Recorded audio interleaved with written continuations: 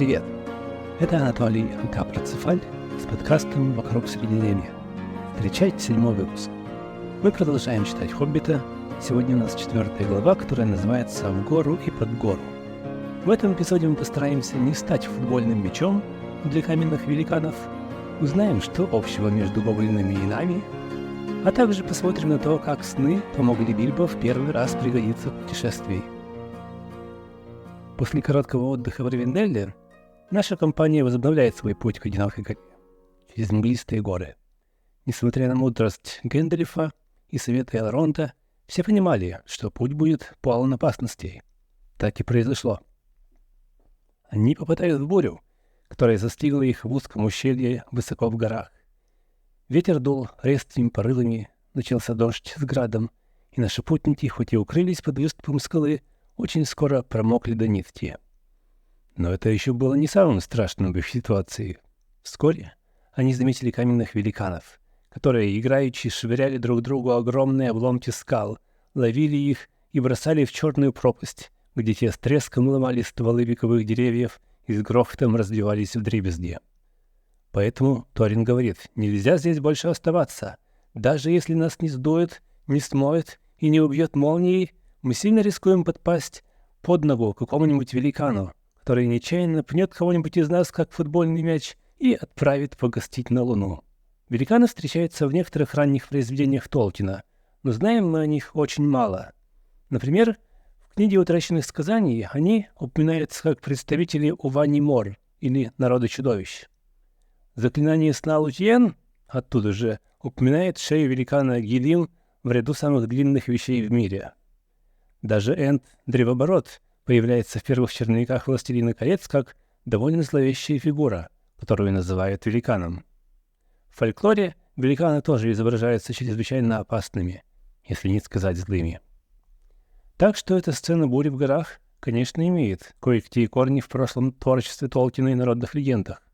Но гораздо больше она основана на воспоминаниях о его походе в швейцарские Альпы во время последних школьных каникул, перед поступлением в Оксфорд. В 1967 году Толкин писал своему сыну Майклу: «Путешествие хоббита Бильбо от Ривенделла на другую сторону Туманных гор основано на моих приключениях в 1911 году. Мы прошли пешком, с тяжелыми рюкзаками, практически весь путь. Ночевали мы в суровых условиях, мужчины то есть, частенько на сеновале или в коровнике, поскольку шли мы по карте, дорог избегали, номеров в отелях не заказывали, с утра довольствовались скудным завтраком, а обедали на открытом воздухе. А в один прекрасный день мы отправились в долгий поход с проводниками на Овечский ледник, и там я едва не погиб. Да, проводники у нас были, но либо эффект жаркого лета оказался для них в нове, либо не слишком-то они о нас пеклись, либо вышли мы поздно. Как бы то ни было, в полдень мы гуськом поднимались по узкой тропке, справа от которой до самого горизонта протянулся заснеженный склон, а слева разверзлось ущелье. В то лето растаяло много снега, так что обнажились камни и валуны, обычно, я полагаю, укрытые под ним. На дневной жаре снега продолжали таять, и мы весьма встревожились, видя, как тут и там камни, набирая скорость, покатились вниз по склону. Камни самые разные, величиной от апельсина до большого футбольного мяча, а многие и еще покрупнее. Они со свистом проносились под нашей тропой и срывались в пропасть. Стронувшись с места, камни поначалу катились медленно и обычно по прямой. Однако тропка была неровная, так что приходилось и под ноги внимательно смотреть. Помню, как одна участница похода, идущая впереди меня пожилая учительница, внезапно взвизгнула и метнулась вперед, и между нами просвистела здоровенная глыба, от силы в каком-нибудь футе от моих трусливо подгибающихся колен. Как мы видим, альпийский поход настолько запомнился писателю, что он воспроизвел некоторые моменты в «Хоббите» в мельчайших подробностях. Ну а наши путешественники пытались найти более надежное убежище от бури. И вроде бы нашли. Кто ищет, тот всегда найдет. Хоть что-нибудь обязательно найдет. Правда, не всегда то, что ищут. Вот и тут случилось нечто похожее. Хотя все прекрасно помнили, что пещеры в горах редко бывают необитаемыми, и они тщательно осмотрели ту, в которую в конце концов нашли, оказалось, что гоблины считали ее парадным входом в свои владения и захватили путешественников, когда они спали. Хотя не всех, за что нужно первый раз поблагодарить Бильбо.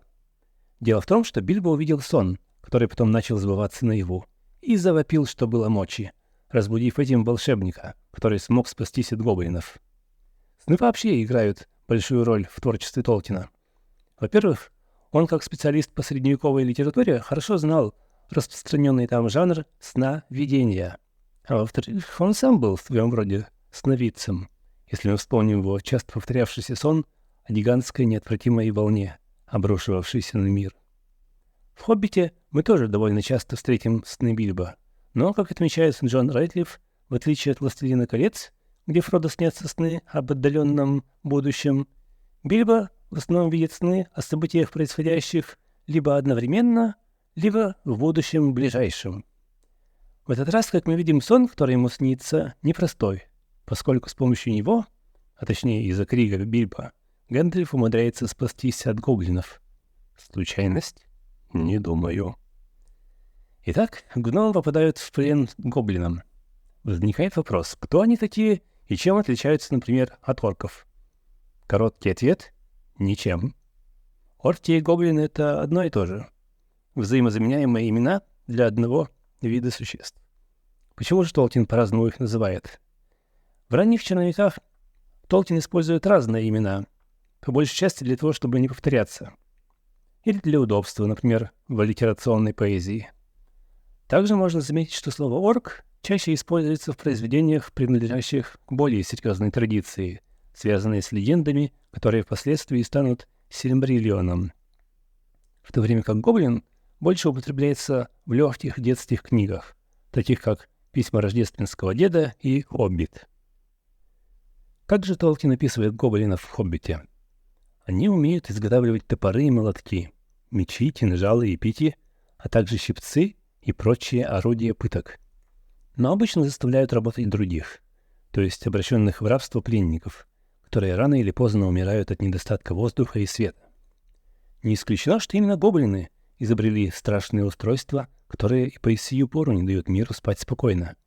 Я имею в виду хитроумные приспособления, позволяющие убить множество живых существ разом. Дело в том, что гоблины издревле увлекаются всевозможными механизмами, машинами и особенно взрывчаткой. И все потому, что при всяком удобном случае стараются увильнуть от работы. Как мне кажется, в этом описании гоблинов как умелых создателей машин и орудий войны отразился опыт участия писателя в Первой мировой войне, где впервые человек испробовал разные изобретения для уничтожения других людей в огромных количествах. Довольно неприятно, надо сказать, ощущать связь рода человеческого с такими существами. Еще неприятнее, однако, следующая ремарка Толкина об этих способностях гоблинов. Но в те времена, в диких туманных горах, гоблины еще не были настолько, так сказать, развиты. Толкин часто скептически отзывается о техническом прогрессе людей, имея в виду, что это развитие не истинное, а всего лишь, так сказать, развитие. И неустанно напоминал, что технический прогресс, которым многие восхищаются, очень часто используется для создания все более изощренных форм массового уничтожения людей.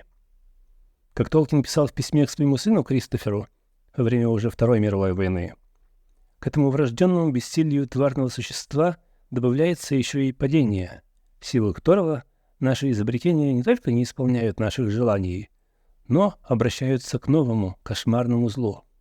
Так мы неизбежно приходим от Дедала и Икара к тяжелому бомбардировщику. Это ли не прогресс? Разве не обогатились мы новой мудростью? Описание гоблинов как создателей машин для войны напоминает мне некоторые описания из его первой легенды «Падение Гондолина», которую я уже упоминал ранее.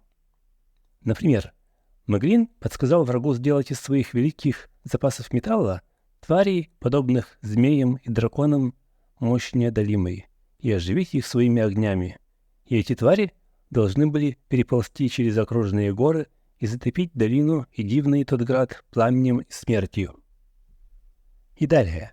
Готмог, владыка Валрогов, собрал всех железных тварей, которые могли извиваться и переползать через любое препятствие. Пробить железных драконов было нельзя, лишь пламя вырывалось из них.